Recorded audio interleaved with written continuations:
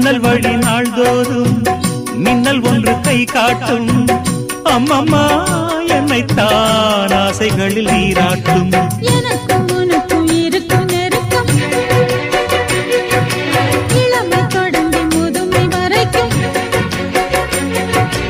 இரவும் பகலும் உறவை வளர்க்கும், இடையில் இருக்கும் தடையை தகர்க்கும். விலகாத